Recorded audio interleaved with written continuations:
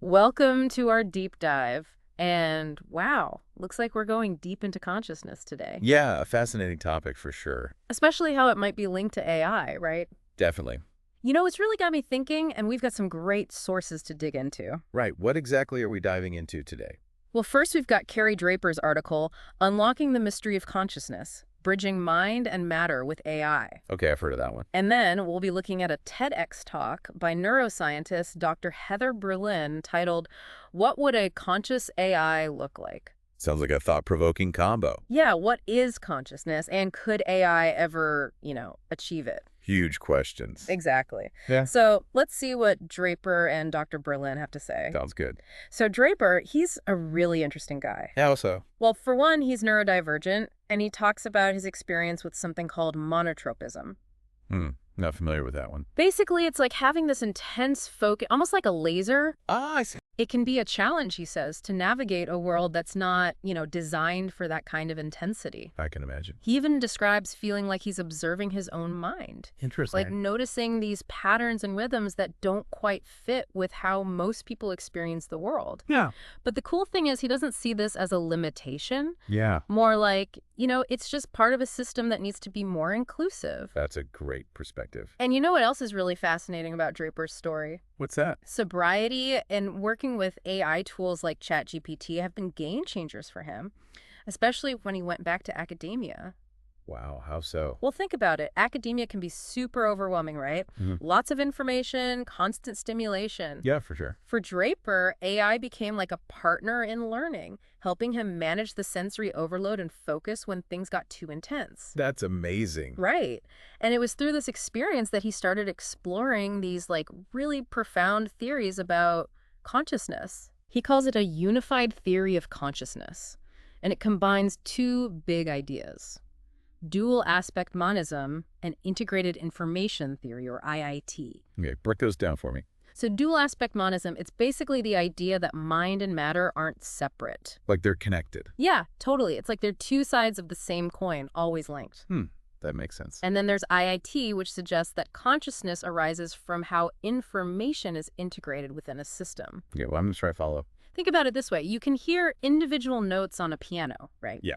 But when those notes are played together in a specific way, you get a symphony. Right, it becomes something more. Exactly. And Yeah. that's kind of the idea behind IIT. The more integrated the information is, the richer the consciousness. Makes sense. And these theories really resonated with Draper. In what way?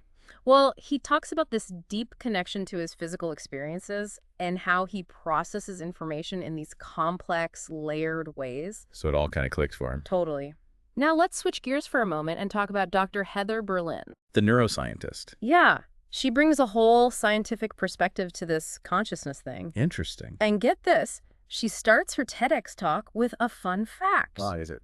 She asked ChatGPT for a joke about AI. Oh, no, I can already tell this is going to be bad. It was a total dad joke, but I kind of loved it. Makes the whole topic feel more, approachable. Yeah, it's good to have a little humor with these complex topics. Right. But then she gets serious and highlights how, AI is exploding right now. Yeah, it seems like every day there's something new. And it's bringing up some pretty big questions about, what it means to be human.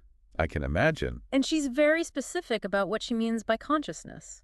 How so? It's all about subjective experience, she says. Okay, so like what kinds of things? Feeling a pinprick, tasting a strawberry, receiving a hug. It doesn't require intelligence or even language. Right, those are all feelings. Exactly. And that's where it gets tricky with AI. How so? Because AI can simulate intelligence, no doubt. But can it actually simulate feeling something? That's the big question. Right. Is it truly experiencing those sensations or just, mimicking them? Hard to say. Now, the interesting thing is, Dr. Berlin also brings up integrated information theory, that IIT we talked about with Draper. Yeah, the symphony analogy. But here's the catch. What is it? Even though IIT suggests consciousness comes from integrated information, Dr. Berlin isn't convinced that current AI can actually achieve that true consciousness. Oh, interesting. Why not? She's really emphasizing the difference between simulation and genuine experience. So like AI can act like it's conscious, but it's not actually feeling anything. Exactly. She uses this analogy of a black hole simulation on a computer. It's a representation, right? Yeah. But it's not going to actually suck you into the computer. Uh-huh. That's a good point. And then she throws another concept into the mix, biopsychism. No, that's a new one. Basically, it's the idea that consciousness might actually require a living nervous system. Huh. So, like, a machine couldn't be conscious, even with super advanced AI? That's the implication, yeah. Wow. Makes you wonder. And, she brings up this point that we can never really know if another being, human or otherwise, is actually conscious. It's all about how they behave. Right, we can only observe their actions and kind of guess based on our own understanding. That's deep. But then she dives into something that really blurs the lines between human and machine. What's that? Brain-computer interfaces. Whoa, those are like straight out of science fiction. I know, right? But they're actually being used to help people with certain conditions like Parkinson's or quadriplegia. How so? Think about it. Implants that allow people to control things with just their thoughts. Pretty incredible. It's almost like we're stepping into this world of cyborgs. Right. Part human, part machine. And it really makes you ask, at what point does augmenting our brains with technology actually change who we are? That's a huge question. Where do we draw that line between human and machine? Definitely something to ponder. And, both Draper and Dr. Berlin touch on this idea that AI has implications that go way beyond just the technology itself. Like ethical considerations. Exactly, and those are some deep waters we'll be diving into next. So brain-computer interfaces, definitely blurring the lines there. No doubt about it. But before we get too far ahead, I think we should circle back. Yeah, remember all those mind-bending theories about consciousness? Oh, right. Dual aspect monism, Yeah. integrated information theory, all that. Exactly. We kind of skimmed over them, but they're pretty crucial to understanding all this. True. They deserve a deeper dive. So let's start with dual aspect monism.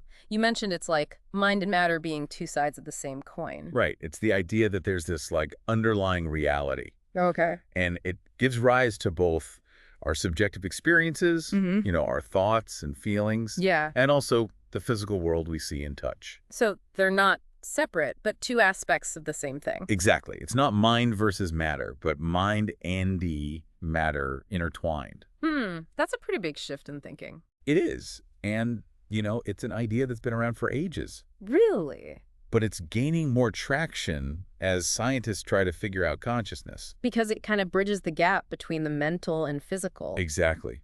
It's like a way to connect those two worlds. It makes me think of that quote by Niels Bohr, the physicist. Oh, yeah. He said, "Everything we call real is made of things that cannot be regarded as real." Whoa, that's deep. Right. It's like our perception of reality is shaped by consciousness. And consciousness is inseparable from the physical world. Exactly. It all gets very tangled up. It does. And speaking of tangled, let's move on to integrated information theory. Oh, yeah, IIT. That one's a bit of a head scratcher. It can be, but it's a fascinating way to look at consciousness. You said it focuses on how information is integrated within a system, right? Exactly. It's not just about how much information a system has. Okay. It's about how that information is connected, how it interacts. So more connections equals more consciousness. You could say that. The more interconnected the information, the higher the level of consciousness. Like imagine a jigsaw puzzle, right? Perfect example. You have all these individual pieces. Yeah. But they don't really mean anything until they're connected. Right, they form a whole picture. And that picture represents a higher level of integrated information. And therefore, according to IIT, a higher level of consciousness. So our brains, with trillions of interconnected neurons, would have a really high level of consciousness. That's the idea. The sheer complexity of those connections is what supposedly gives rise to our conscious experience. Amazing, but how do you even measure something like that? Well, IIT actually proposes a way to do it. Really? They use a value called phi. Phi, what's that? Basically, it's a measure of the amount of integrated information in a system. So higher phi, higher consciousness. Exactly. The more interconnected the information, the higher the phi. Okay, but measuring consciousness seems, well, impossible. It's definitely tricky. Subjective experience is hard to quantify. You can't just put a number on how it feels to experience the world. Right. But IIT at least gives us a framework for thinking about it scientifically. So PHI is like a starting point for understanding those complexities. Exactly. It helps us break down the concept of consciousness into something a bit more manageable. Makes sense. Now, what about biopsychism? That one really caught my attention. Ah, yes, biopsychism, a real mind bender. I mean, it basically flips the script on how we think about consciousness. It does. Instead of the brain creating consciousness, it says consciousness is already out there. Like a fundamental part of the universe. Exactly. And our brains are just tapping into it. So it's not the brain generating consciousness. More like the brain receiving it. Okay, that's wild. So like a radio tuning into a signal. A great analogy. The radio doesn't create the music, it just picks up the waves. And the brain, according to biopsychism, is picking up these, like, universal consciousness vibes. Whoa. But if that's true, wouldn't that mean everything is conscious to some degree? That's where things get really interesting. Like even rocks and trees. Some proponents of biopsychism believe that, yes. Wow. They say consciousness exists on a spectrum. So a rock might have a tiny bit of consciousness, while a human has a lot more. Right? It's all about the complexity of the system. Mind blown. So where does AI fit into all this? That's the million-dollar question. Could a machine, even with advanced AI, ever tap into this universal consciousness? That brings us back to those big questions we started with. And some even bigger ones we'll have to tackle next. So much to think about with these theories. Yeah, they really challenge our assumptions about, well, everything. Right. But let's bring it back down to earth for a moment and think about the, practical implications of all this, especially with AI advancing so rapidly. Yeah, that's important for sure. I mean, just look at the potential for job displacement. Yeah, that's a big one. As AI gets smarter, it can do more and more tasks that humans used to do. And that raises some serious concerns about, people losing their jobs. Right. Some experts are predicting massive job losses in the coming years. It's definitely a possibility we need to prepare for. And it's not just about the number of jobs lost. Yeah. It's also about what kinds of jobs are most at risk. Oh, right. Like certain industries are going to be hit harder than others. Exactly. Jobs that involve lots of repetitive tasks or data analysis, those are particularly vulnerable. Makes sense. AI is really good at that stuff. But jobs that require creativity, critical thinking, those might be safer. So it's not like AI is going to take over everything. Right. It's more nuanced than that. But it does mean we need to start adapting. Totally. Like retraining workers for new types of jobs. Yeah. Investing in education and skills development. And maybe even considering policies like universal basic income. To provide a safety net for those who are displaced. It's going to require some big changes. Definitely. And it's not just about jobs either. What else? AI is going to impact society in countless ways. Like healthcare, education, transportation, you name it. Absolutely. It's going to touch every aspect of our lives. Imagine AI-powered medical devices that can diagnose diseases with incredible accuracy. Or AI tutors that personalize education for every student. The potential benefits are huge. No doubt.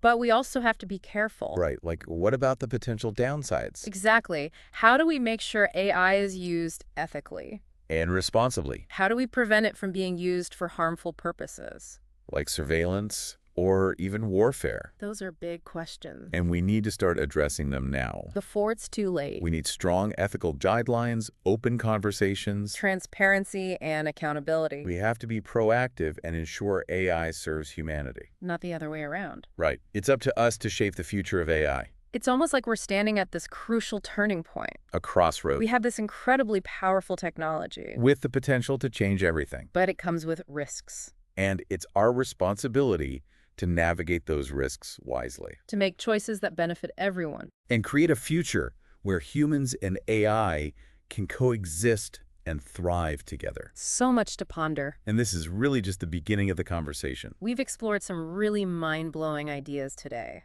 about consciousness, AI, the future. And as we wrap up our deep dive, I think the biggest takeaway is this. What's that?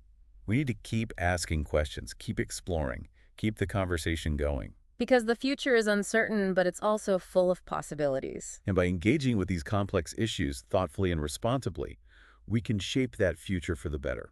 Thanks for joining us on this deep dive into the mysteries of consciousness and artificial intelligence. It's been a pleasure exploring these ideas with you. And remember, keep those minds exploring and those conversations flowing.